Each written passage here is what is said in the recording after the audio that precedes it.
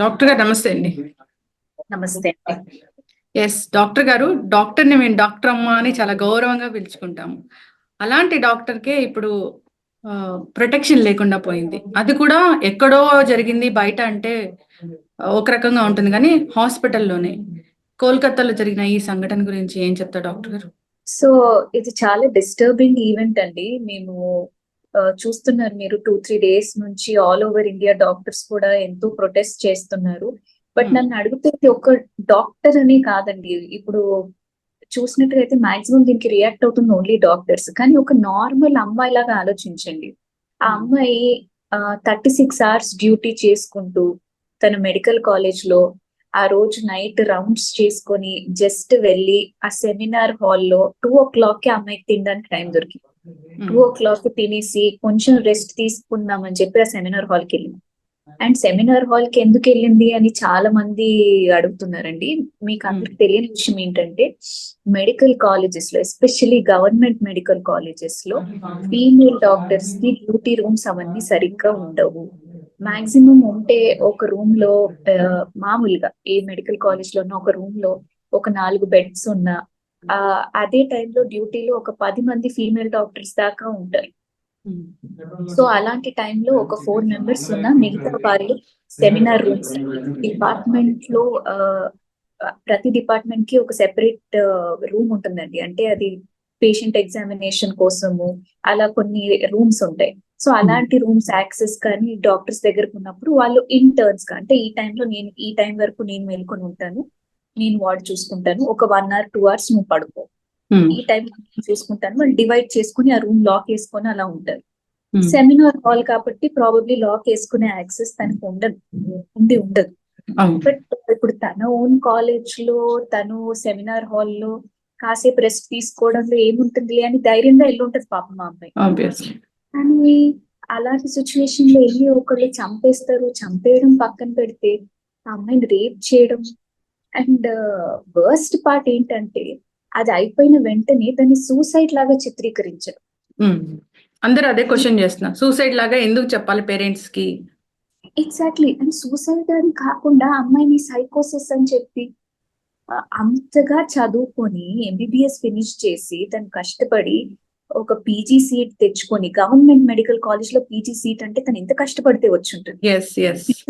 లో second year లో ఒక 1 year అవుతే పాపం మా అమ్మాయి ఒక సక్సెస్ఫుల్ డాక్టర్ లాగా బయటకు వచ్చేది. అట్ ద ఏజ్ ఆఫ్ 31, అంటే 18 years కి స్టార్ట్ చేసి ఉంటది తన మెడికల్ జర్నీ. ఒక 13-14 years నుంచి చదువుకుంటూ ఉన్న అమ్మాయి సడన్ గా పేరెంట్స్ కి కాల్ చేస్తారు చనిపోయిందని. 3 hours వాళ్ళని కలవనివ్వరు.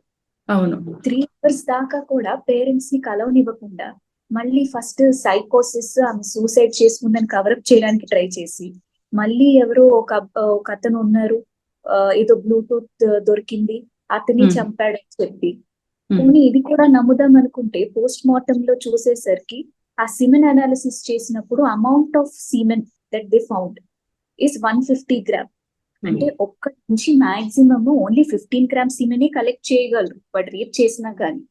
150 grams అంటే ఒక్కళ్ళు చేసింది కాదు, అక్కడ ఎంతో మంది ఇన్వాల్వ్ ఉన్నారని అప్పుడు డౌట్ వచ్చింది.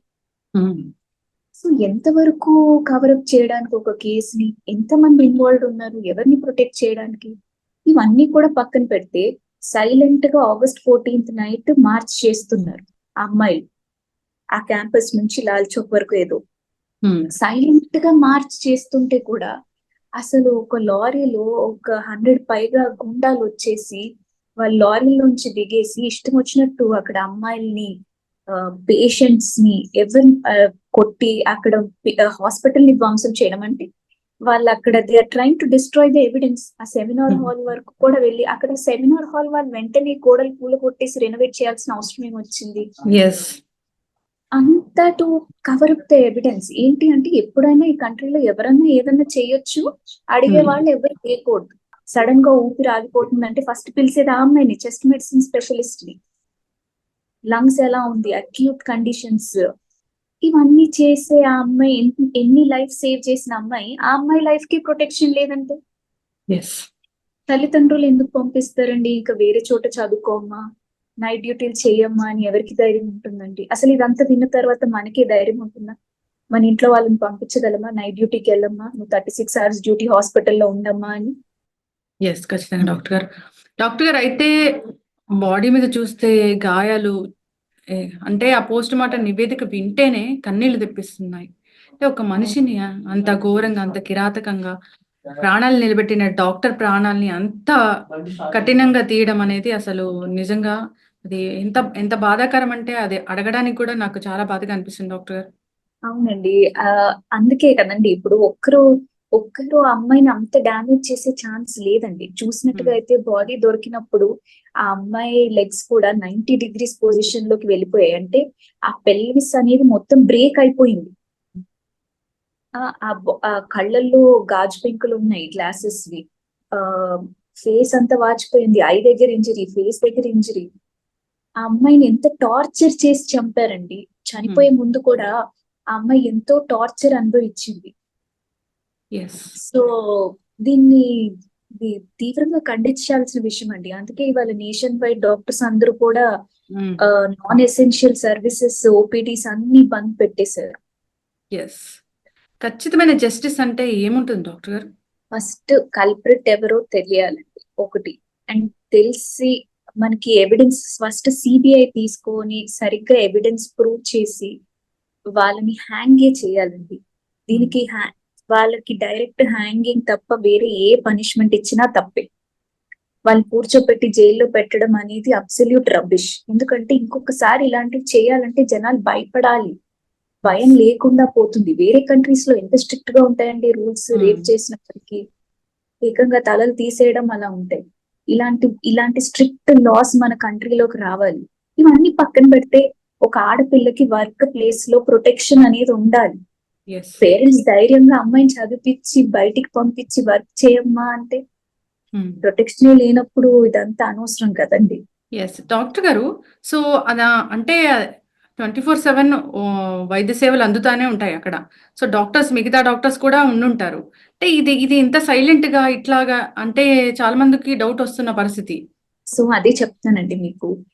ఇప్పుడు మామూలుగా ఎమర్జెన్సీ పక్కనే డ్యూటీ డాక్టర్స్ రూమ్స్ ఉంటాయి. కానీ దాంట్లో మాక్సిమం ఒక 4 beds 5 beds ఉంటాయి. కానీ డ్యూటీలో ఒక 10 మంది ఫీమేల్ డాక్టర్స్ దాకా మినిమం ఉంటారు. గవర్నమెంట్ హాస్పిటల్ అన్నాక డిఫరెంట్ డిపార్ట్మెంట్స్ ఉంటాయి కదండి. చెస్ట్ మెడిసిన్ అని చెప్పి, మీకు జనరల్ మెడిసిన్ అని చెప్పి, జనరల్ సర్జరీ అని చెప్పి అన్ని డిపార్ట్మెంట్స్ ఉంటాయి. సో ఇలా ప్లేస్ లేనప్పుడు డాక్టర్స్ ఏం చేస్తారంటే they search for alternative rooms. కొంతమంది సెమినార్ రూమ్స్ లో వెళ్ళి చదువుకుంటూ they just rest for some time. కొంతమందికి ప్రతి డిపార్ట్మెంట్ కి ఒక సర్టన్ ఎగ్జామినేషన్ రూమ్ అని ఉంటుంది.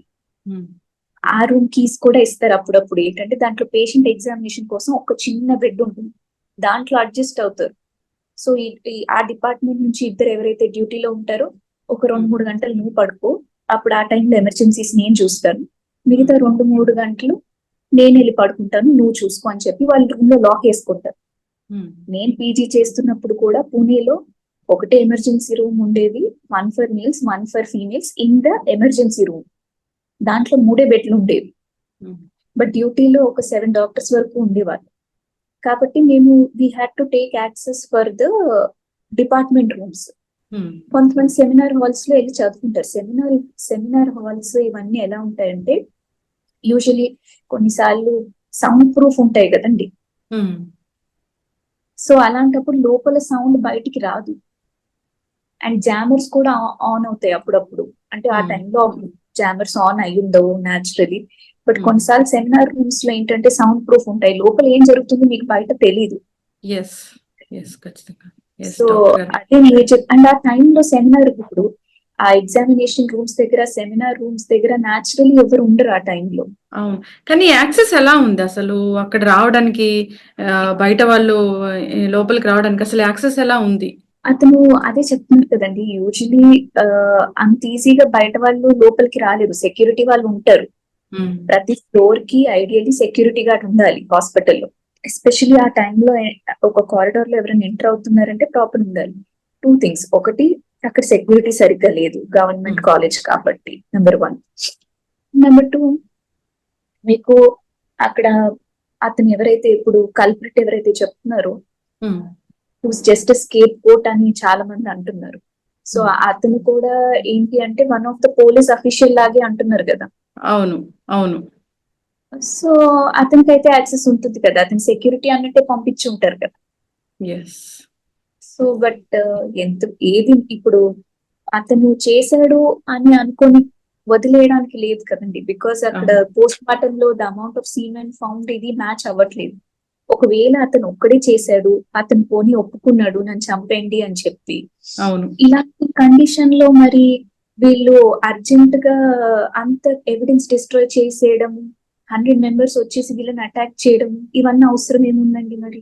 ఎస్, ఖచ్చితంగా డాక్టర్ గారు. వర్క్ చేస్తున్న ప్లేస్ లో ప్రతి మహిళకి కూడా ఖచ్చితంగా ప్రొటెక్షన్ అనేది ఉండాలి. మన డాక్టర్స్ మనం కాపాడుకోవాలి, మన ఆడపిల్లల్ని మనం కాపాడుకోవాలి. సో దీని తర్వాత జస్టిస్ అనేది ఖచ్చితంగా జరగాలని కోరుకుందాం డాక్టర్ గారు. సో అందరూ హ్యాపీగా వర్క్ చేసుకునే ఎన్విరాన్మెంట్ కల్పించాలని కోరుకుందాం. ధన్యవాదాలు.